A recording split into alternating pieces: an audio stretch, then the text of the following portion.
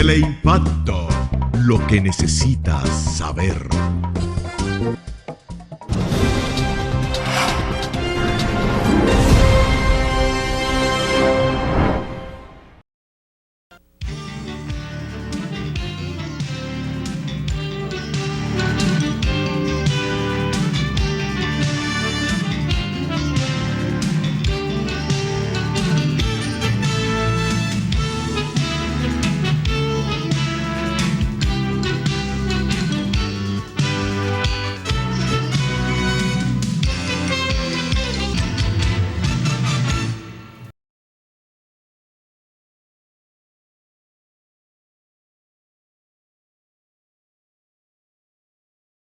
En otras palabras, se siente muy complacido, muy contento de contar en el día de hoy con Ángel Salvador Pérez Martínez, el Pera, una figura de gran relieve en la vida del país, especialmente en el ámbito de la cultura, del teatro.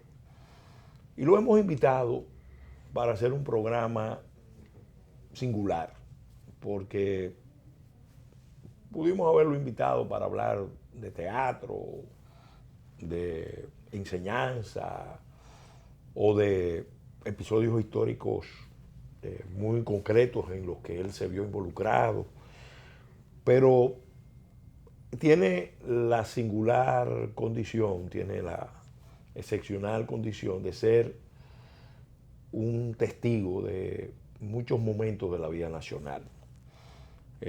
No solamente es una persona con una gran formación, una gran cultura, una bonomía natural, una gran amplitud, sino que ha tenido también una vida realmente dilatada, fructífera, y queremos hacer con él un programa especial que hemos llamado Testigo de la Vida Dominicana. Queremos que él nos dé testimonio en su condición de uno de los grandes íconos del teatro nacional y de la vida cultural del país, de la vida dominicana a lo largo de diferentes momentos. Y obviamente no limitado a ese campo de la cultura, sino de su relación personal con los grandes procesos que ha vivido República Dominicana, desde él tener la perspectiva de cómo se ha ido transformando para bien y para mal la sociedad dominicana y también su valoración a futuro. Don Pera, muy contento de tenerlo aquí. Y yo muy agradecido de tu invitación. Le agradezco haber aceptado esta invitación a este programa sobre testimonio de la vida nacional, de la vida dominicana. Quisiéramos empezar con una valoración de su parte, del pueblo dominicano, de cómo usted ve el pueblo dominicano, lo que son sus virtudes, lo que son sus defectos, sus fortalezas, sus debilidades. Yo creo que el pueblo dominicano, en sentido general, es un pueblo sano, trabajador, un pueblo emprendedor, estudioso. Aquí la generalidad de la gente yo entiendo que es buena. Lo que sucede es que la gente que se dedica a copiar lo malo de lo que conoce es más notoria y se hace notar más porque es desvergonzada. Pero el dominicano es en su mayoría trabajador, sincero, solidario. Aquí no puede decir nadie que ha venido y haya encontrado el fracaso empujado por los dominicanos, eso no. Aquí se le da acogida con un corazón espléndidamente abierto y tenemos, como todos los países del mundo, nuestros traumas, nuestros males y nuestros bienes. El país avanza, aunque en cierto modo, como en los otros países, tenemos cosas en las que tenemos ligeros o grandes retrasos. Pero yo creo que en sentido general, nuestro pueblo, que es un pueblo extraordinario, merece la mejor de las suertes. Pero Francisco Bonó, uno de los grandes intelectuales, de los grandes pensadores de la dominicanidad, decía ya a finales del siglo XIX que los dominicanos nos caracterizábamos por tener una actitud cosmopolita.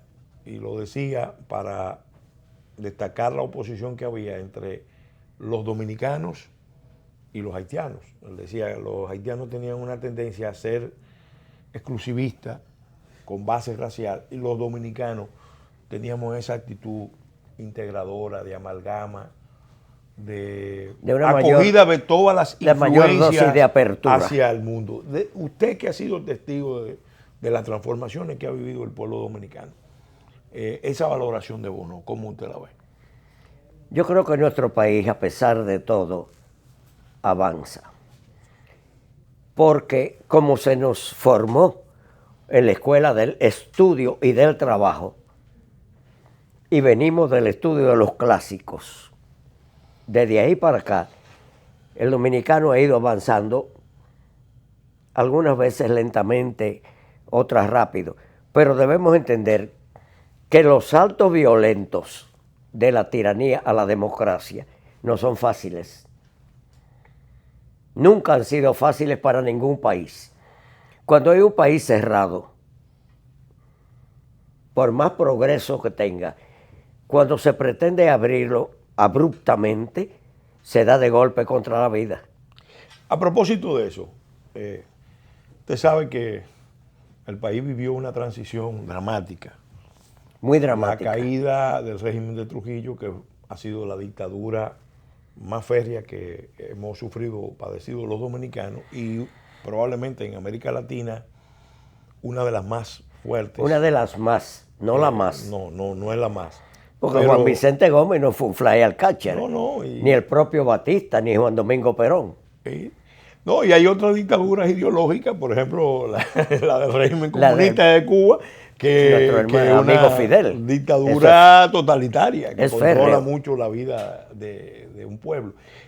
Usted que vivió esa experiencia, quisiéramos oír un testimonio de su parte, de cómo recibió el dominicano la perspectiva de que de buenas a primeras, por hechos dramáticos, violentos, caía la figura dominante de la vida nacional, el jefe, que era omnipresente porque estaba en los medios de comunicación, estaba en todas las manifestaciones culturales, estaba incluso físicamente con su estampa en la mayoría de las casas dominicanas, estaba en los parques, estaba en las calles. ¿Cómo su recuerdo de cómo muerto Trujillo empezó ese proceso de apertura con avance, con retroceso y los aportes que hicieron los diferentes actores para ese proceso, que no es un proceso, como usted bien destaca, no es fácil? Yo tengo la ventaja de haber vivido arriba, en el medio y debajo. Mi padre fue un hombre sumamente adinerado, pero el tener ese índice de machismo del dominicano que le gusta tener varias mujeres, tuvo varias damas que fueron sus compañeras, hijos aquí, hijos allí, hijos acá. No desamparó a ninguno. Pero yo te puedo decir lo siguiente, la juventud más humilde, de la Avenida Mella para arriba, de Villa Francisca para arriba, como decían, desconocía lo férreo del sistema. Aquel sistema se centró más en las clases medias altas y pudientes. Y entonces la figura del fulano fue muy acrecentada por la propaganda en los medios de infelices. Recuerda que cuando ocurre el suceso de su desaparición física, el palacio se llenó de infelices llorando. Sí. El pueblo pobre, yo te puedo decir, y a mí me metió en la primera manifestación socialista que se hizo en Villa Francisca, dato pagán. La juventud de Villa Francisca desconocían lo que los políticos sabían de las interioridades del régimen. Y al perder al que consideraban su líder, se sintió desamparada.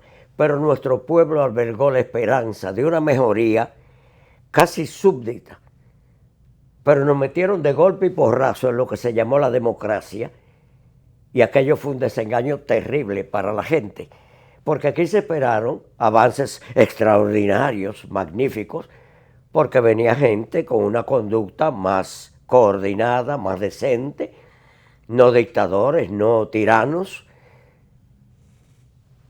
y el pueblo dominicano fue asimilando una serie de frustraciones que tal vez tenga mucha incidencia en que nuestro avance no sea más acelerado, porque el pueblo, desengañado al no encontrar de pronto todo lo que se le ofertó, como que se recogió en sus adentros. Pero es un pueblo noble, que se abre cuando ve que la apertura es decente. Le responde bien a los líderes, claro, que lo tratan de orientar de buena fe, que le proponen metas altas. Sí, señor. Los que proponen metas que pueden lograr el avance social, político, económico, social en sentido general de la patria, tienen una mayor acogida. La gente los recibe hasta con beneplácito. Hay que ver cómo recibió la gente aquí al profesor Bosch. De eso quisiera que usted abundara, porque estamos hablando que después de una dictadura totalitaria, 30 años, que cerró el país en todos los sentidos, de buenas a primeras, se produce una transición en la que viene, después de un proceso electoral, a gobernar un hombre que pasó casi 23 años fuera, con poca conexión con la vida del país, y que llegaba con una prédica social avanzada, inspirada en un modelo que él sí conocía, que era la Constitución de Cuba de los 40, y de haber tenido mucho contacto con el mundo en general, y él sobre todo con el mundo latinoamericano avanzado. Las vivencias de países más avanzados, más civilizados. Sí.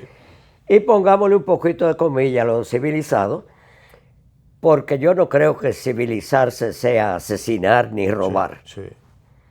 Nunca lo he creído. Yo creo que civilizarse es estudiar, trabajar, emprender, tratar de lograr metas que sirvan para el desarrollo del país en que tú vives. ¿Cómo lo percibió la población, los medios culturales, ese mensaje? ¿Lo recibió con esperanza, con escepticismo? No, el pueblo en sentido general lo recibió como un hálito nuevo, como una esperanza sólida que llegaba. Te puedo decir que el golpe de Estado significó para nosotros un retroceso extraordinario, en el sentido de que parecieron troncharse las esperanzas. Sí. Aquí vimos que convirtieron hasta instancias policiales en un supermercado. Claro. Aquí la famosa intendencia, sí. Convertir secretarías de Estado en un mercado público. No, eso no era lo que el pueblo quería. Llama la atención que una buena parte del pueblo que había estado inscrito en el Partido Dominicano, porque era obligatorio. Era obligatorio. Ser parte del Partido Dominicano y tener el carné con la Yo no me recuerdo si a mí me inscribieron o no, porque en mi casa había como cierta oposición. Digo, en mi casa estuvo refugiado el señor López Glass de los Testigos de Jehová, estuvo refugiado Postigo de los Evangélicos. Don Julio Postigo. Sí. Estuvo refugiado Cuesco Weber. Sí. Pero la mayoría estaba inscrito y luego esa misma población de una primera se le abre la puerta de la democracia y empieza a integrarse en los partidos. Y la mayoría inicialmente se fue al Partido Revolucionario Dominicano. Pero en algunos casos hemos tomado el rábano por las hojas. Sí. Porque, por ejemplo, yo recuerdo, la policía escolar no era un hombre con un pistolón. Era un civil que si llevaba un arma la llevaba muy escondida. Pero cuando encontraba a los muchachos vagando en las esquinas, hey, usted, ¿por qué no está en la escuela? Vamos para su casa. Y cuando llegaban a la casa sometían al papá 5.25 de multa. O sea que 5 pesos con 25 centavos, que era una multa tremenda. Pero ahora yo veo las calles llenas de niños que deben estar en las escuelas y eso lleno de policías andando por ahí y no pasa nada. Eso para mí es una buena es observación. parte del retroceso, Vamos a que es hacer, menor que el progreso. ahora vamos a hacer un alto, con su permiso, y en el próximo segmento vamos a seguir profundizando mucho en ese proceso de avance, ¿Por qué hay retroceso tanta de la vagancia conciencia en la calle? ¿Por de qué? la conciencia nacional. En el próximo segmento vamos a analizar eso. Que no es la Sí, mayoría la sí. vagancia, ¿eh? Se exhibe un grupo que hace creer que la mayoría es vago. Vamos a analizar eso. en No el son la próximo segmento. mayoría.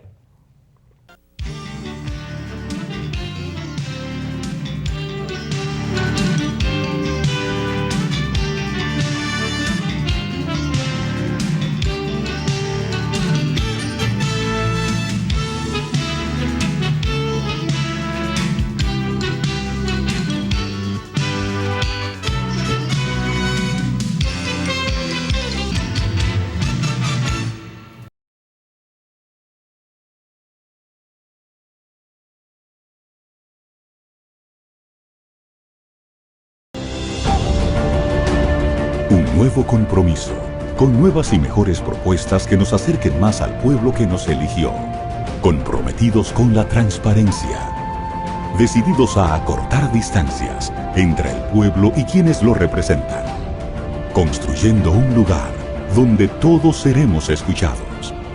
Diseñando juntos las reglas del juego. Comprometidos en fortalecer la sagrada institución de nuestra Cámara de Diputados y Diputadas de la República Dominicana. Porque queremos ser la voz de nuestro pueblo.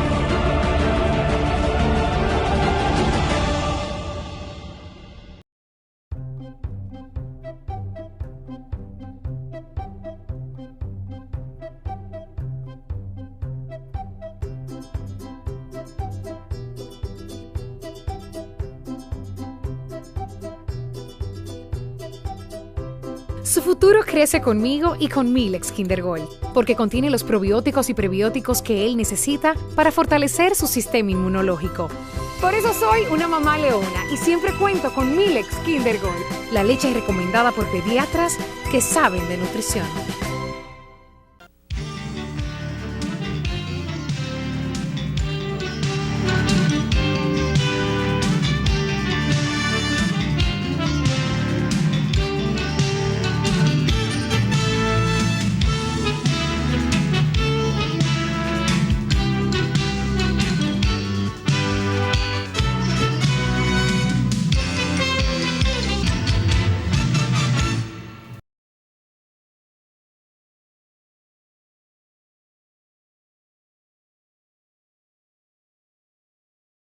Continuando con este programa, Testigo de la Vida Dominicana, en compañía de don Salvador Pérez Martínez, el Pera,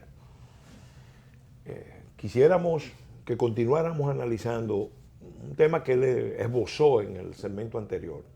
Estábamos hablando de cómo a la caída de Trujillo empezó a florecer la conciencia social dominicana, el dominicano empezó a apreciar la libertad, empezó a ver metas sociales más altas y cómo la respuesta general del pueblo fue positiva.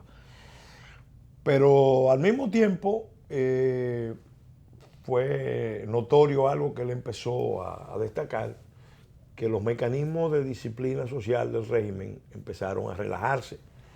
El régimen era un régimen dictatorial en todo el sentido de la palabra, porque controlaba casi todos los aspectos de la vida del país, incluido aspectos como el de la educación. Y equivocaciones sociales. Todo el mundo creyó, al llegar a la libertad, que era dueño de todo. Claro. Y como dueño de todo, háblenos de arbitrario en ese todo. proceso, cómo se dio ese proceso. Usted destacaba que había gente que Yo creo lo empezó siguiente. a vivir del cuento y En otros en un régimen cerrado, a relajarse. sí, Sí. en un régimen cerrado, por admiración por miedo, por la fuerza o a la buena, como quiera, había el sentido de estudiar y trabajar. Al venir la explosión de la libertad, la gente comenzó a sentirse dueño de todo. Pero el que se cree dueño de todo produce cosas buenas y muchas veces cae en cosas no tan buenas. Al creerse dueño de todo, dueño del incumplir las leyes, dueño del no asistir a la escuela, tú ves que en las esquinas se te llena de muchachos que deberán estar en una escuela. Aquí viene el turismo, ya sea huyéndole a regímenes como el que nosotros padecimos, o porque les agrada nuestro país, o por el motivo que sea. Llegan a un país acogedor, hermoso, de mujeres hermosas, de paisajes deslumbrantes. Amistoso. Pero también hemos creado a un tiempo mismo vagos profesionales. Ahí la política ha ayudado mucho. Porque Entonces, la política clientelar y la política la política populista clientelar, hay gente que ha se cree fomentado ese concepto de de la falsa grandeza. Hay gente que se creen dueños y no son dueños de nada. No, y a veces no se creen dueños, sino que sienten que algo se le debe, Sí, son poseedores. pero sin hacer esfuerzo. Exacto. Es la mentalidad de asistido. Y de la desvergüenza. O de que el gobierno tiene la obligación de alguna manera resolverle todos los problemas y obviamente el gobierno tiene que garantizar derechos y oportunidades, pero el gobierno tiene la obligación de resolverle el problema a cada uno de las personas. Cada persona tiene que hacer su esfuerzo individual, personal, y el gobierno es lo que tiene que darle oportunidades. Del mismo modo que la persona no está en capacidad de resolver la totalidad de su problemática, los gobiernos tampoco. Porque, por ejemplo, nos quejamos de gobiernos, sean presidentes, síndicos, senadores o lo que sea. Pero también yo veo que hay gente que tira la basura a las calles. Sea cumplidor o no sea el síndico. Ahora, ¿qué resulta? Es lo que yo te digo. La gente que se va a favor de los contravalores es más exhibicionista. Hay gente que goza sacando el perrito a hacer sus necesidades en la calle, en la casa de los vecinos. No lo ponen en el frente de su casa. Vienen de los Estados Unidos o de Francia o de España con una fundita y un papelito. Llama la atención. Pero aquí no. Llama la atención, don Salvador, que se da el caso de que los dominicanos, cuando viajan a otros medios, donde hay unos patrones de disciplina, de conducta, se amoldan fácilmente a esos modelos. Sin embargo, tan pronto retornan, sienten como que la sociedad dominicana no le exige los mismos patrones, entonces los vuelven. Y regresan creyendo que son superiores a todo el mundo. Y viven criticando en el extranjero las actitudes interiores de los dominicanos sin tener la vivencia diaria de esos problemas. Usted que ha conocido tanto la vida del país como la diáspora, porque sí, ha estado en interacción con la diáspora, su testimonio de cómo la diáspora y los procesos de apertura y de implantación de los dominicanos en muchas partes del mundo, porque los dominicanos sorprendentemente los encontramos en muchas partes del mundo. ¿Cómo eso ha transformado la vida del país? Y cómo, paradójicamente, esas comunidades que están fuera se mantienen muy atentas a la vida del país. Sí. Y a veces muy críticos, como usted dice, pero aunque a veces también con un sentimiento muy, muy hondo. Sí, le duele mucho el país. Pero a veces la crítica está mal fundada, porque la publicidad de lo malo, eso es negocio de todos los medios de comunicación. Sí. Decir que el Pera compró una libra de arroz en un colmado no es noticia. El Pera trató de atropellar al camarógrafo, eso es noticia. Entonces, ¿qué resulta? En el extranjero se da pábulo a la mayoría de las noticias negativas que no reflejan ciertamente la condición íntima del dominicano. Bueno, eso parece que es algo universal, porque cuando vemos ahora mismo lo que está pasando en muchos medios democráticos muy avanzados, uno se da cuenta de que hay un sesgo, no solamente por la manipulación de las noticias o por las noticias falsas, sino también por las noticias negativas. Pero las noticias negativas, hay gente que trata de decir que nuestro país es lo más malo y no lo es. Por una razón. Aquí nuestra policía acaba de desmantelar, dijeron que en el este del país, un lenocinio. Ahí estaban corrompiendo unas cuantas muchachas dominicanas y unas cuantas venezolanas. Pero yo acabo de ver las mismas noticias, que en un país africano, vendiendo sus propios ciudadanos como esclavos públicamente. Eso aquí nunca se ha visto. El dominicano no se ofrece a vender públicamente como esclavo a su gente. Eso nunca se ha visto aquí.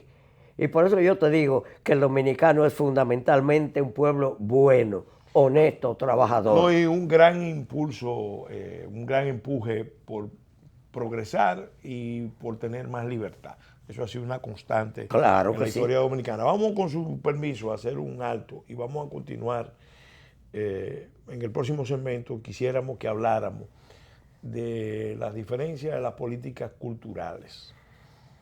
Sobre todo lo que está pasando con el teatro. Bien, perfecto.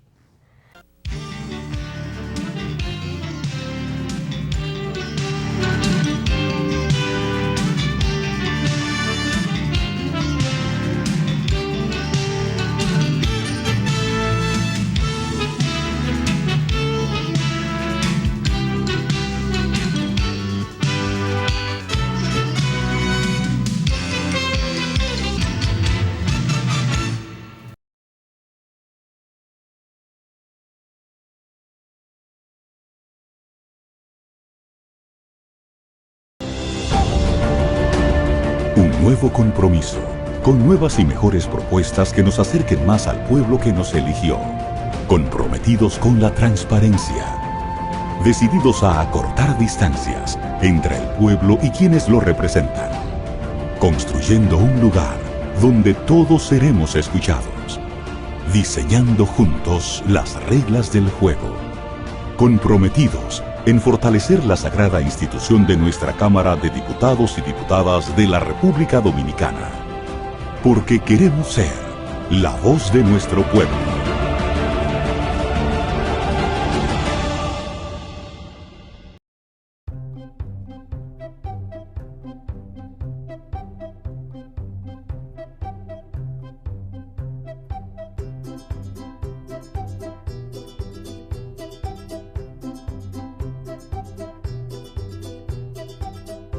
Su futuro crece conmigo y con Milex Kinder Gold, porque contiene los probióticos y prebióticos que él necesita para fortalecer su sistema inmunológico.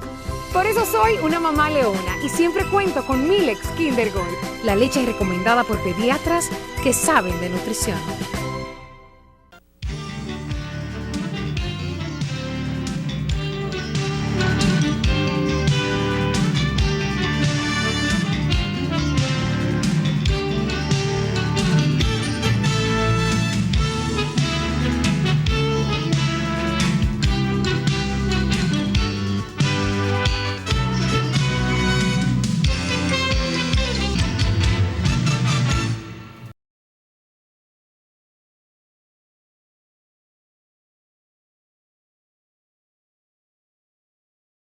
En este programa, en otras palabras, como hemos dicho, invitamos a don Salvador Pérez Martínez, Ángel Salvador Pérez Martínez, mejor conocido en el mundo nacional y en el mundo cultural como el Pera.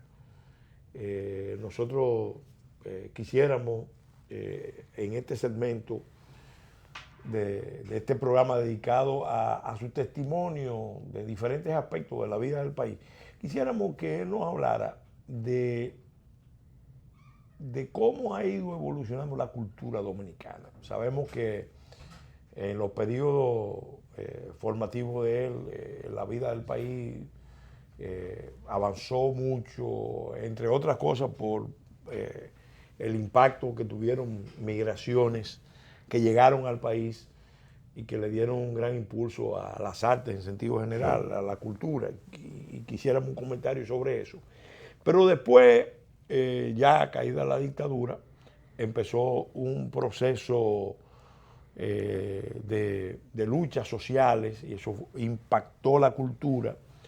Después, cuando cae ya el campo socialista y se producen grandes cambios en el modelo de liderazgo del país, también viene una nueva etapa de la relación del Estado con la cultura. Ya la cultura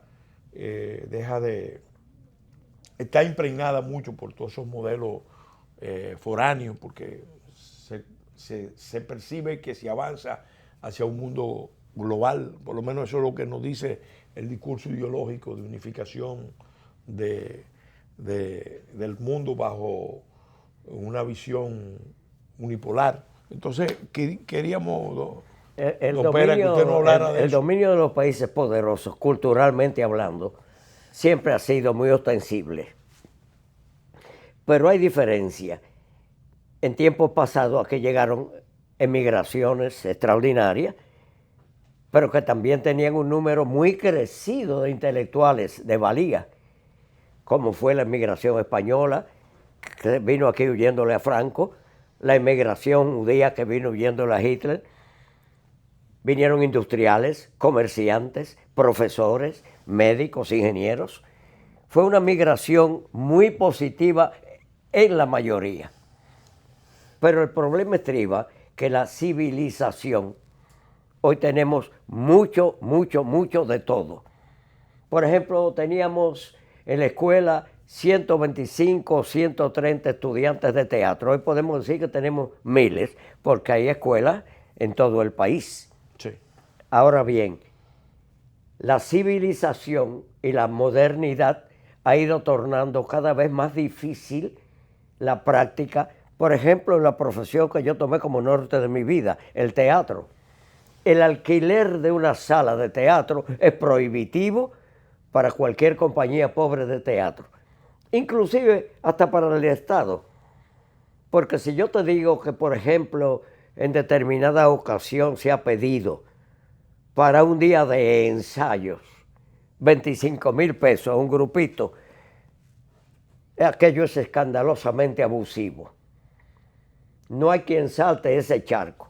A mí me han dicho que por qué no regreso al teatro, y yo estoy por regresar con obras que me dieron triunfo, porque fueron obras clásicas. Usted fue el fundador, impulsor del Teatro Del Rodante. Teatro Rodante.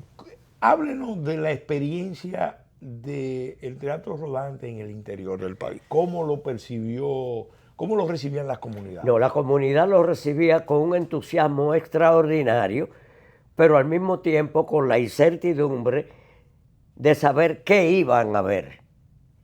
La mayoría de las poblaciones a las que yo llegué con el Teatro Rodante nunca había ido a un espectáculo teatral.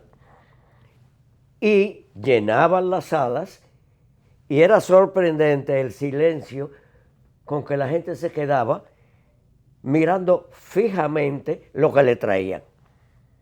Detrás de eso estaba el pulso escrutador del pueblo. Querían saber si lo que traíamos era bueno o malo, era justo, era servido, le podía servir al pueblo o era perjudicial para el pueblo. Pero ¿qué resulta? Yo preferí caminar con los clásicos. Y nadie puede decirme a mí que Shakespeare, que Cervantes, que Molière, que Chekhov, que Stanislavski patrocinaban temas negativos. No, porque la mayoría de las obras clásicas es en busca de la justicia social, de la comprensión entre la gente, del impulso hacia el trabajo y hacia el estudio.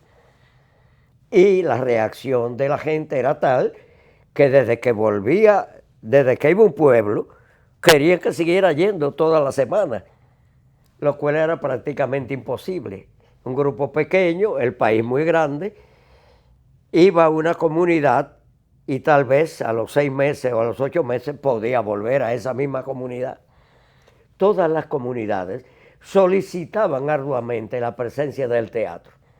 Ahora bien, frente a la ganancia económica que representaba el teatro, el alquiler de las salas muy elevado le ha puesto un impedimento a las juventudes actuales para poder desarrollar todos los grupos. Técnicamente eso realmente debería ser un elemento central en la política cultural del país. Exacto. Porque el gobierno tiene constitucionalmente la obligación de proveer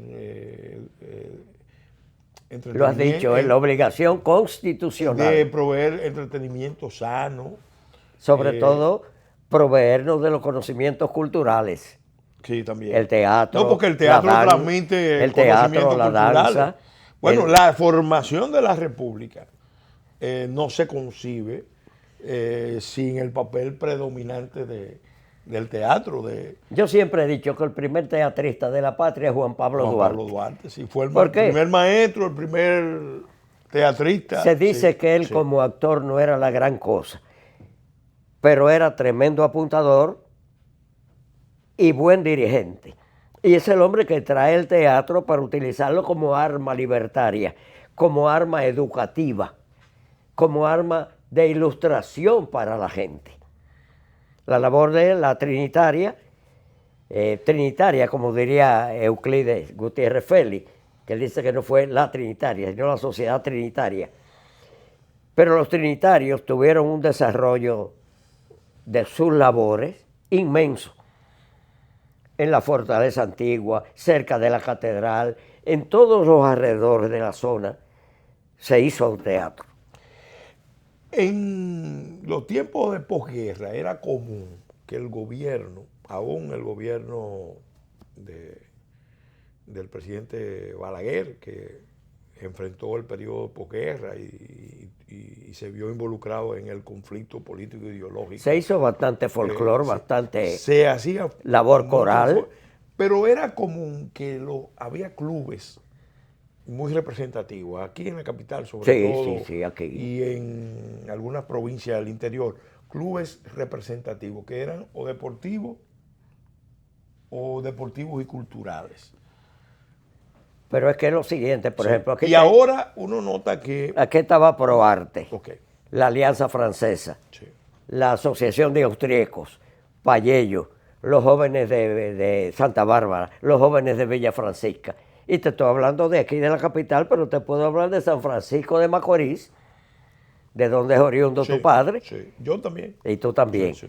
Y me perdonas el tuteo, Sí. por la edad casi mi hijo. Usted tiene todo. Es que resulta, yo di frecuentes viajes a San Francisco de Macorís, porque en San Francisco de Macorís se hacía mucho folclore, mucho teatro, y en La Vega. Y en La Vega, en Santiago. En Santiago, Puerto Plata. En Moca, en Puerto Plata, se hacían labores de coro, de conjuntos musicales, de teatro, de declamación. Bueno, yo llegué a vivir en viajes al interior la experiencia de los fines de semana, la orquesta local. Las orquestas de cada... de cada pueblo haciendo una actividad en el parque. Sí, señor. Sí. Trabajamos bastante al aire libre, porque como no había salas construidas específicamente para teatro, teníamos que utilizar las glorietas de los parques o los campos un poquito rústicos para béisbol, para presentarnos con el público en la gradería. Y sin embargo, las graderías se llenaban. Inclusive cuando Franklin trae aquí el Cristo Negro, lo presentamos en el Estadio Quisqueya. Los actores en la segunda base y el público en la gradería. Sí. ¿Usted cree que ahora con el avance de la televisión y del cine en República Dominicana, porque se han votado leyes para fomentar el cine, eso le abre al teatro una oportunidad? Sí, claro que sí. De... Mira, el llegar la gente de la televisión al teatro le dio un gran impulso en razón de que aportaron un nuevo público. Yo siempre he visto y he estado de acuerdo en que la gente de la televisión tenía que incursionar más en el teatro. No para ser bodrios ni para ser astracanes, o sea, lo que llamamos morisquetas, no. Pero fue muy positivo el salto de la televisión al teatro. Y nosotros pasamos del teatro a la televisión porque lo que se llamaba teatro televisado no era más que lo que ahora se llama telenovela. Telenovela. Vamos a hacer un alto y en el próximo segmento vamos a hablar de eso y cómo eso, el empleo de esas herramientas puede ser un instrumento importante De educación. de educación. Sí, señor. Y sobre todo de educación en los valores históricos y patrióticos del país.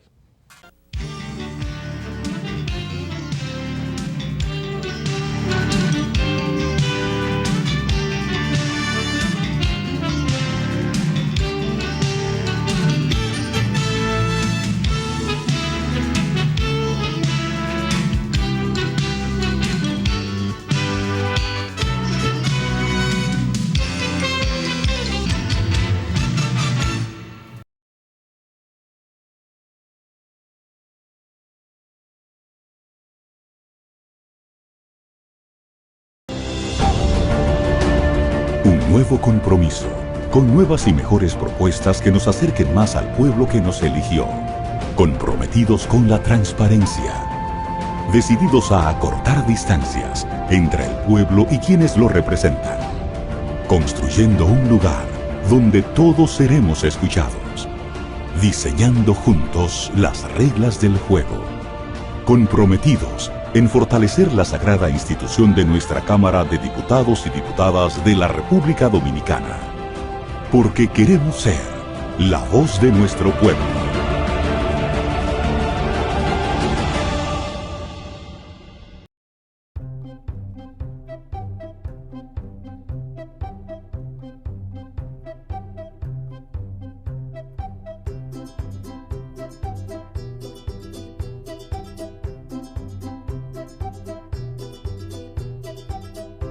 Su futuro crece conmigo y con Milex Kinder Gold, porque contiene los probióticos y prebióticos que él necesita para fortalecer su sistema inmunológico. Por eso soy una mamá leona y siempre cuento con Milex Kinder Gold, la leche recomendada por pediatras que saben de nutrición.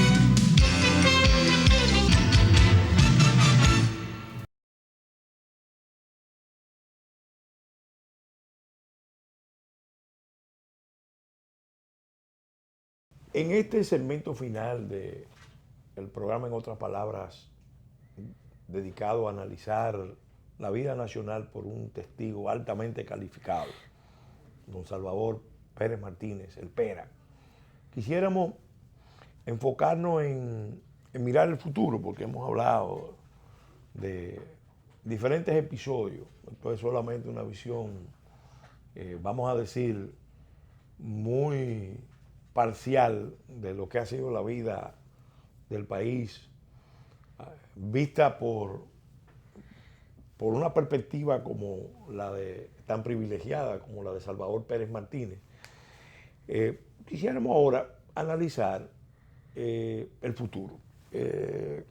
Uno siempre ha visto que, y específicamente con el tema este del teatro, que ahí se deben formar los recursos humanos para después usar los medios modernos. En eso hemos avanzado mucho. De televisión y de radio y de cine. Últimamente el país ha avanzado mucho, pero uno nota que dentro de la política del Estado se está dejando, se está desaprovechando la oportunidad para que muchos de los esfuerzos educativos, culturales, cinematográficos sirvan al propósito de elevar la conciencia histórica, patriótica de República Dominicana. Este país es un país emblemático en muchos sentidos. Pero mucho. Desde, no nos olvidemos. Desde 1492 a la fecha, República Dominicana ha sido, por muchísimos motivos y circunstancias, un país donde se han dado grandes luchas con significación incluso universal. Pero cabe lo de emblemático. Sí, yo lo sé. Y nosotros en el pasado tuvimos, por ejemplo, fuera una María Montés, un Eduardo Brito, un Antonio Mesa, hace poco tiempo un Camilo, pero ahora tenemos muchos violinistas, cantantes, actores, pintores, músicos. O sea que el desarrollo artístico y cultural del pueblo dominicano es innegable. No, y tiene personalidad, tiene identidad, tiene ritmos propios que no se dan en todos los países. Y en el número de becas, que hay que ser justo, becas estatales, el montón. Hay gente que dice, bueno, nada más lo dan a los del partido en el poder. No, yo conozco gente que no es del partido en el poder, que está gozando de una buena beca en el extranjero. Dígame, ¿qué usted cree? Porque yo en lo personal siempre he favorecido la idea de que la República Dominicana use estas herramientas, el teatro, el cine, la televisión, para llevar a las grandes masas que no están leyendo. No están yendo. No están leyendo. Yo sé que usted es un promotor, igual que yo, de la lectura. Que llevar la historia, la identidad nuestra, la cultura nuestra a las grandes masas. Me han preguntado. Desde episodios tan significativos como el descubrimiento de América, la insurrección de Enriquillo, hasta luchas últimas que ha librado el pueblo dominicano por su identidad, Uno de los motivos por los que yo soy partidario de la lectura. Los jóvenes ahora viven pegados de una tableta o de un celular. ¿Pero qué resulta? Los jóvenes y los viejos. Sí, pero espérate. Como todo el mundo tiene acceso a esos canales, YouTube, Facebook, Google, qué sé, ahí también se mete cada patán y cada analfabeto. Sí, hay que mejorar los contenidos locales. Pero los libros, y de ahí es que yo vengo regalándole a los clubes parte de mi biblioteca permanentemente. Vivo comprando libros y regalando libros. Es que es muy difícil tú encontrar un muchacho que Shakespeare o Cervantes lo maleduquen. Pero en el Google se puede meter un profesor, por ejemplo, Pellegrín, un profesor Leonel, un profesor Bosch, un profesor Balaguer, pero ahora en el Google se mete cualquier pelafustán y sueltan cada disparate que los muchachos, al estarlo viendo ahí, creen que es verdadero. A diferencia de los libros. Sobre todo cuando el país no carece de una política de software libre que nos permite crear contenido y difundir contenidos. Lamentablemente, en materia informática, en ese campo, República Dominicana se ha quedado... Hay que difundir más. Rezagada porque somos ahora mismo un país que está usando mucho esa tecnología, pero sin embargo proporcionalmente no está creando contenido, no está creando ni siquiera software en la medida en que debería crearlo, porque aquí hay mucha capacidad creativa, pero no la estamos aprovechando. Me dijeron que se me estaba volviendo loco, porque yo dije que ferias del libro debieran hacerse 2 o 3 al año. No una. No, lo que debería haber es una feria itinerante. Itinerante. Que vaya a cada municipio o principal o a cada provincia, son 32 Totalmente provincias. De acuerdo. Una feria itinerante que de manera permanente permita que la gente de una región, en vez de traer todos los niños del interior, todos los jóvenes del interior a la feria del libro en la capital, tener una feria itinerante. Eso hice yo con el teatro rodante. Bueno. Si el pueblo no puede venir a Bellas Artes a ver el teatro va hacia el pueblo. Sí, y eso debería replicarse en el cine, porque también hay más posibilidades de, por ejemplo, reproducir a nivel municipal Sí, señor. y a nivel provincial películas acompañadas de cineforum, de análisis. Claro que sí. En cada... la gente está viendo televisión, pero lo que está viendo en televisión no necesariamente igual que lo que se ve. Y además, se dice que nuestro cine es deficiente. Yo no estoy de acuerdo. Pero puede dar más. Es como en todos los Puede países. dar más. Es como en todos los países. Los países comienzan lentamente. Porque si vemos la historia del cine norteamericano, la historia del Old Vic inglés, que es de los superbos del mundo, comenzaron humildemente y no muy bien. Todos no comenzaron con un Otelo, ni con un Macbeth. Comenzaron con historietas un poco sencillas, lo que llamamos historietas baratas, y fueron produciéndose los avances lentos, pero sistemáticos. El cine dominicano está avanzando. Debemos haber avanzado mucho más, pero se avanza.